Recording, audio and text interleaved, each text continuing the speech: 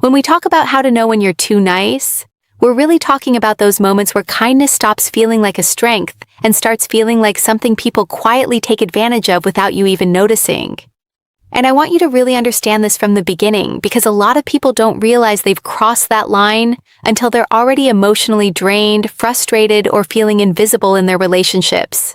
There's something I've noticed over time in conversations with different people from different walks of life. The ones who pride themselves on being nice are often the same ones who feel the most unappreciated. Not because kindness is wrong, but because it sometimes gets mixed with self-neglect. And here's where it gets interesting. Being too nice is not about being kind too often. It's about losing yourself in the process of being kind. It's when you start saying yes when your body is clearly saying no. It's when you avoid expressing discomfort just to keep the peace. It's when you become so focused on not disappointing others that you slowly start disappointing yourself. I've had conversations where people didn't even realize how far they had gone down this path until they paused and said, "I don't even know when I stopped being myself." So in this video, I want to break that down in a very simple way. Not to shame kindness, because kindness is powerful, but to help you recognize when it starts working against you instead of for you. And once you see it clearly, it becomes impossible to ignore. Don't forget to like and subscribe to stay updated. Let's dive in. 1. When your yes becomes automatic, even when everything in you wants to say no. When your yes becomes automatic, even when everything in you wants to say no. This is one of the clearest signs I see when people are slowly slipping into what I call emotional overaccommodation.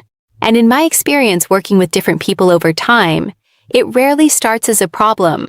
It starts as being polite, being easygoing, being the person who doesn't want to cause tension, until slowly that yes becomes a reflex instead of a choice. What I often notice is that the body reacts before the mind catches up. You feel tired, you feel stretched, but still you agree. Still you say yes because disappointing someone feels heavier than disappointing yourself. And I want to be very clear here, this is not about being kind. Kindness is healthy. But when kindness is driven by fear of rejection or fear of conflict, it starts to turn into self-abandonment in subtle ways. In therapy conversations, I've seen people only realize this pattern when they start feeling resentment they cannot explain, because they are constantly giving beyond their capacity while ignoring their own emotional limits. And the difficult truth is, most people don't notice they are too nice until their relationships start feeling one-sided. Not because others are bad, but because they have trained themselves to disappear in their own needs. So when I say your yes becomes automatic, I'm really pointing to a deeper emotional habit that can be unlearned once you start noticing it with honesty instead of judgment. This is where change begins, not by forcing yourself to become less kind, but by learning to pause long enough to ask whether your agreement is coming from genuine willingness or quiet pressure. And when people start practicing that pause, even in small everyday situations, they begin to reconnect with themselves in a way they may not have felt for a long time. And that is often the first real step toward healthier boundaries. Not perfection, just awareness and small honest choices repeated over time that reshape how you show up in your relationships and daily life gradually. 2. When people only come to you for help, but rarely show up when you need support. When people only come to you for help, but rarely show up when you need support, this is one of those patterns that many men overlook for years because it initially feels like being needed. And being needed can feel like value, like respect, like purpose.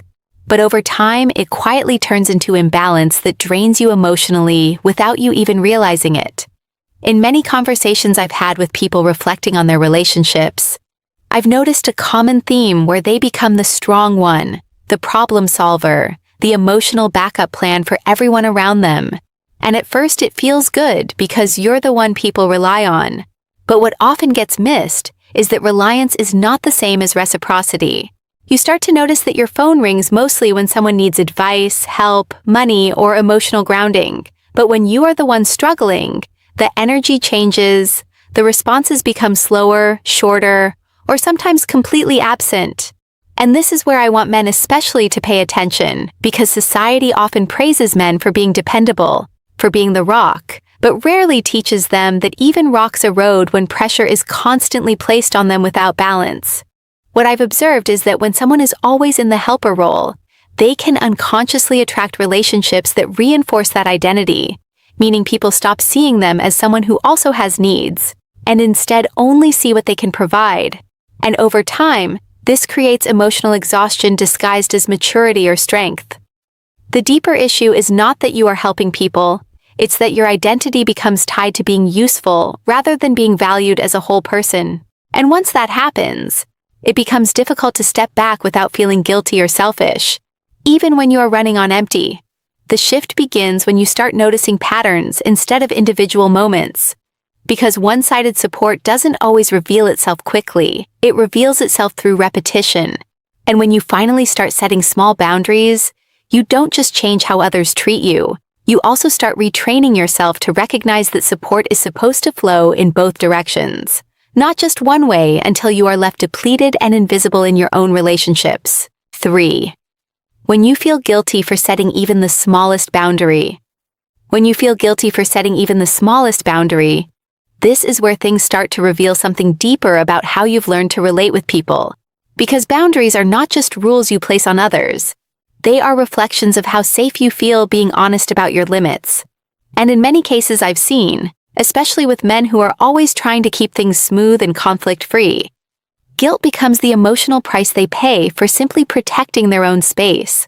What often happens is that you say no or you try to express discomfort, and instead of feeling calm or clear, you immediately feel like you've done something wrong, like you've disappointed someone, like you've become less valuable in their eyes. And that reaction is not random. It's usually learned from environments where your needs were not fully respected, or where approval was tied to compliance. So over time, your nervous system starts treating boundaries like threats to connection instead of natural parts of healthy relationships. And this is where the problem grows silently, because you begin to abandon your limits just to avoid that internal discomfort of guilt, even when the request from others is unreasonable or when you are already stretched thin. I've had situations where people describe agreeing to things they deeply didn't want to do, not because they were forced, but because the feeling of guilt felt heavier than the cost of overextending themselves. And that is a very important emotional shift to recognize. For men especially, this can become complicated because there is often an unspoken expectation to be agreeable, dependable, and emotionally steady, which can make saying no feel like a betrayal of identity rather than a simple act of self-respect. But here is what most people don't realize. Guilt is not always a signal that you are doing something wrong. Sometimes it is just the discomfort of breaking an old pattern that no longer serves you. And when you start allowing yourself to sit through that discomfort instead of immediately fixing it by giving in, you begin to understand that boundaries don't destroy relationships. They actually reveal which relationships are built on respect versus convenience. And that awareness changes everything about how you move going forward. 4. When you are constantly overgiving, yet still feel unappreciated or overlooked.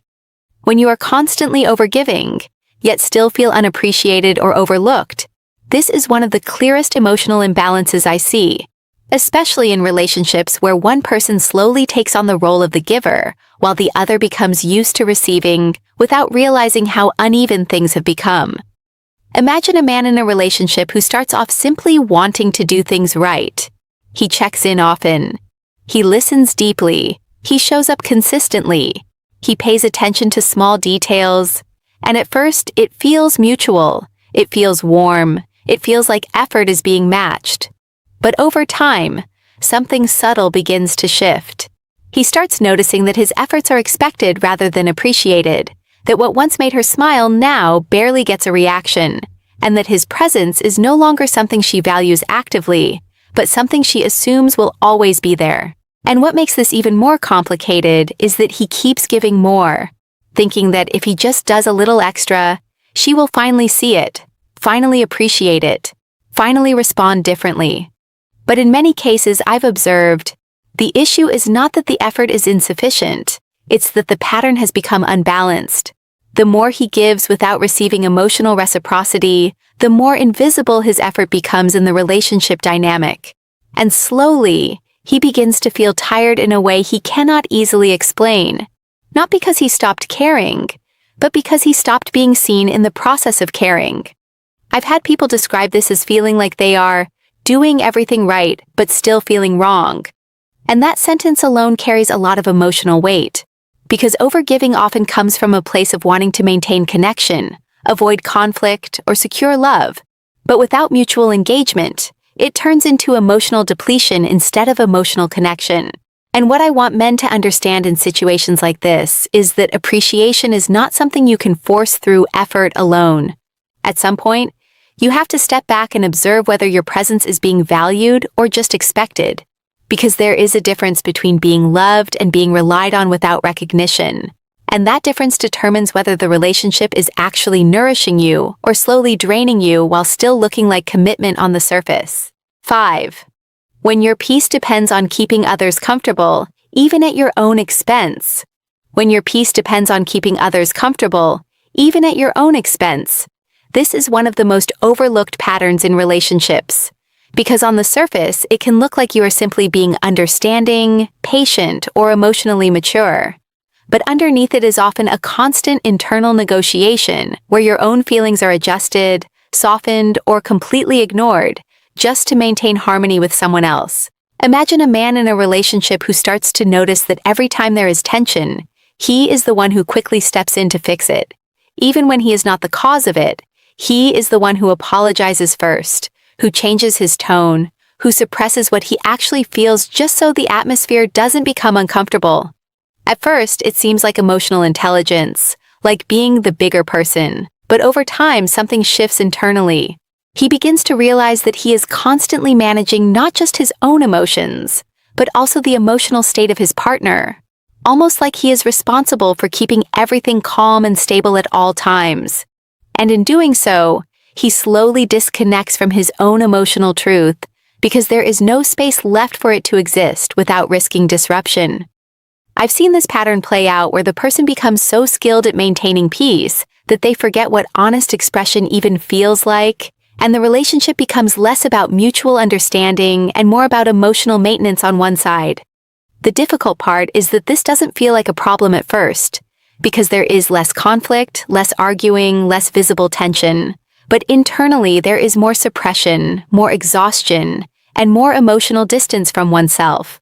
And what many men don't realize is that when your peace is built on constant self-silencing, it is not real peace. It is avoidance disguised as stability. Real peace in a relationship should not require you to abandon your feelings just to keep someone else comfortable. It should allow space for both people to exist honestly without fear of disruption.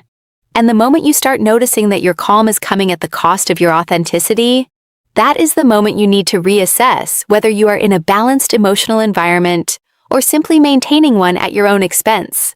In conclusion, being too nice is not about kindness itself, but about what happens when kindness starts replacing your self-respect, your boundaries, and your emotional needs. It shows up quietly in your habits, in your relationships, and in the way you respond to people even when it costs you your own peace. The key message here is not to become cold or distant, but to become aware of where your energy is going and whether it is being respected in return.